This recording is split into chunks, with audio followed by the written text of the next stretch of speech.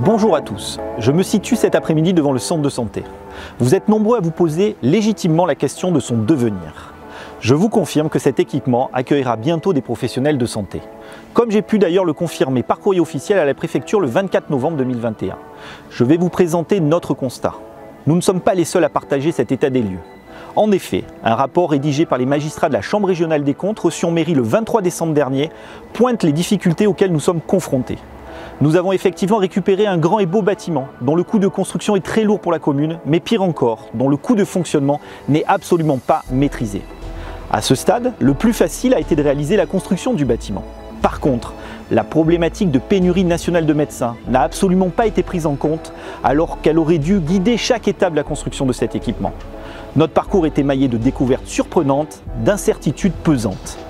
Si la structure est belle et si le besoin est avéré, rien n'a été fait pour faire de cette démarche un projet viable pour notre ville. Des exemples parmi tant d'autres. Le premier, aucun professionnel de santé de la commune n'a souhaité s'associer au projet depuis son origine, y compris ceux qui l'ont publiquement défendu en conseil municipal à l'époque.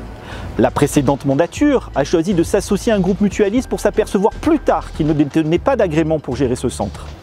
La surface du centre a presque doublé en cours de route, sans qu'aucun modèle économique sérieux n'ait été présenté pour justifier cette augmentation. Initialement prévu pour un budget à 2,2 millions d'euros, il aura finalement coûté 3,2 millions d'euros. À ces 3,2 millions d'euros, il faut rajouter 1 million d'euros d'investissement pour le matériel médical indispensable au fonctionnement. Une proposition de gestion qui génère 1,3 million de déficit de fonctionnement dont on ne voit pas la fin. De l'amateurisme dans la constitution de la société d'exploitation en dépit des mises en garde de l'avocat de la ville de Carros. Des irrégularités juridiques en matière de marché de travaux et de mise en concurrence pour la désignation du gestionnaire. La santé n'a pas de prix à mes yeux. Pour autant, à la place qui est la mienne, je ne peux me résoudre à mettre en péril la commune. Je ne peux pas non plus faire supporter au seul Carrossois le choix politique hasardeux de mon prédécesseur. Dans les toutes prochaines semaines, nous serons en mesure de franchir une étape décisive concernant ce centre. Mais en attendant, je souhaite vous donner des éléments de réponse pour que vous puissiez vous rendre compte de cette situation en toute objectivité. Je vais maintenant développer certains points de manière plus précise.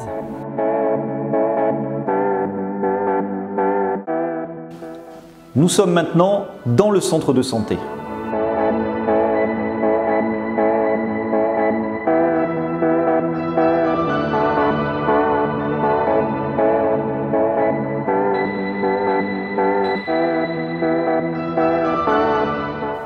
La précédente mandature a décidé sa construction en mars 2015. La surface prévue était alors de 500 mètres carrés, ce qui est déjà beaucoup pour une ville comme la nôtre. À l'époque, le budget prévisionnel estimé était de 2,2 millions d'euros TTC. Par la suite, la surface est passée à 900 mètres carrés sans que l'on comprenne clairement quelle en a été la justification.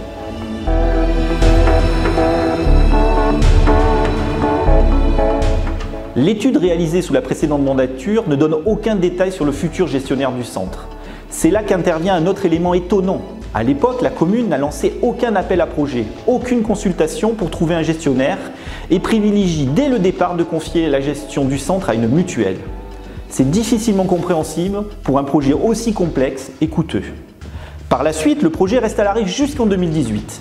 À ce stade, les modalités d'organisation et de fonctionnement du centre n'étaient toujours pas définies. À cette époque, le partenaire principal de la commune était la mutuelle Solimut, dont le choix, semble-t-il, était motivé uniquement par sa présence récente à Carros au moment de la création du projet. Dans la foulée, et malgré l'absence de précision sur le modèle économique du centre et sur son fonctionnement, le plus élémentaire, la construction a été lancée.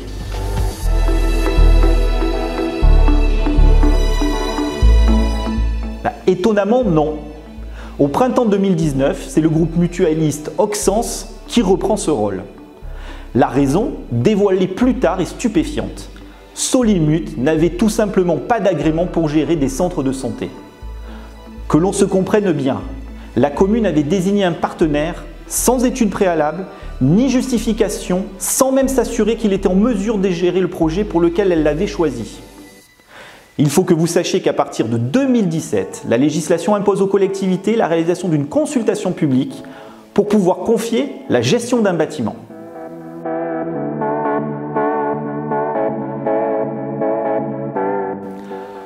De manière constante, la conduite du projet a été opérée dans l'opacité la plus totale.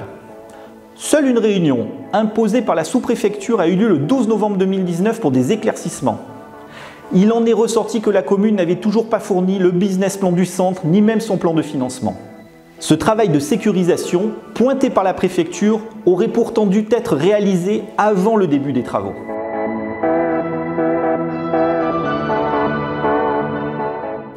Là aussi, de manière étonnante, oui. Les travaux ont été lancés en 2019, alors même qu'aucune avancée concrète n'avait été observée sur la viabilité du projet. Lorsque nous sommes arrivés aux responsabilités à l'été 2020, les travaux étaient encore en cours. Rapidement, nous avons souhaité obtenir des précisions sur le modèle économique du centre. Et après de multiples relances auprès du prestataire, nous avons obtenu enfin une réunion en octobre 2020, mais nous n'avons eu aucun éclaircissement sur ce point. En novembre 2020, nous avons relancé Auxence, qui nous a confirmé son engagement au projet, à la condition que nous trouvions des sources de financement complémentaires. Ce n'était manifestement pas l'accord prévu initialement. Auxence nous a fait parvenir un plan de financement prévoyant un déficit de fonctionnement estimé à 1,3 million d'euros sur 3 ans, en gardant sous silence les besoins en investissement pour équiper le centre. Besoin évalué quand même à 1 million d'euros. Vous imaginez notre réaction en découvrant tout cela.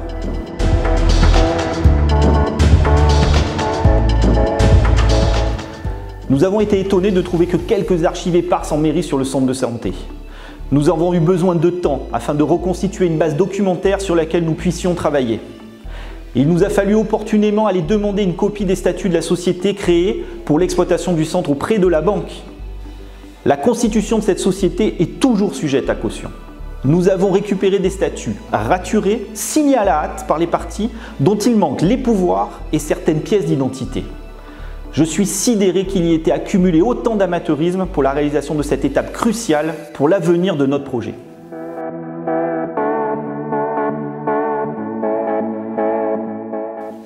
J'ai immédiatement demandé à avoir des garanties de la part d'Auxence. Je leur ai fait part de mes interrogations quant au modèle économique de ce centre. Malheureusement, à l'heure actuelle, ce point n'est toujours pas éclairci et Auxence appelle elle-même à revoir le diagnostic de l'offre de soins et de définir un modèle économique viable. Cependant, en juillet 2021, une offre particulièrement réduite nous a été présentée, confirmant le surdimensionnement de l'équipement et leur impossibilité à recruter les professionnels de santé attendus en nombre. Nous nous retrouvons donc en janvier 2022, un an après la livraison de cette structure. Son organisation et son fonctionnement ne sont toujours pas définis par Auxence, qui n'a de toute manière pas versé sa part au capital de la société d'exploitation, alors que mon prédécesseur a immédiatement immobilisé 150 000 € de la commune.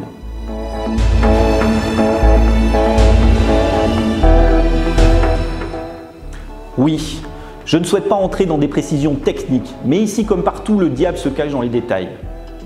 La gestion administrative et financière du chantier semble avoir été dirigée de manière peu rigoureuse. Le marché de maîtrise d'œuvre aurait dû être passé sous forme de concours, ce qui n'a pas été fait. Nous pouvons imaginer que cette étape a été sacrifiée pour que le calendrier de livraison de l'équipement coïncide à tout prix avec le calendrier électoral. Il n'y a pas d'assurance dommage ouvrage prise par la mairie, ce qui est particulièrement risqué. Nous allons au-devant de difficultés importantes en cas de malfaçon. Et il y a d'autres obstacles sur les plans techniques, comptables et financiers que nous devons encore résoudre.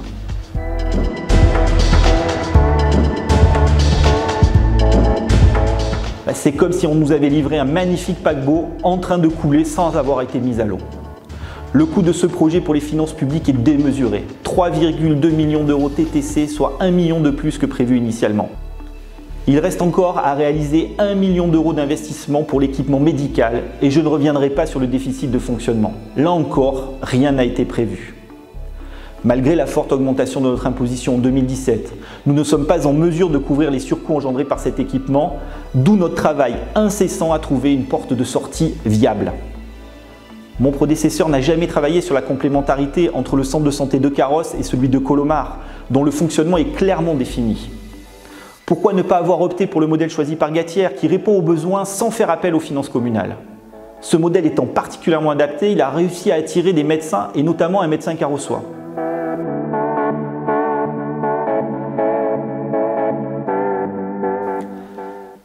D'ici 3 mois, nous serons en mesure de confier le centre de santé à un gestionnaire ayant toutes les garanties professionnelles afin de répondre aux besoins du territoire en préservant les finances de la commune. Nous allons proposer une réelle offre de santé supplémentaire aux Carrossois. Nous avons travaillé la complémentarité entre la médecine physique et la télémédecine.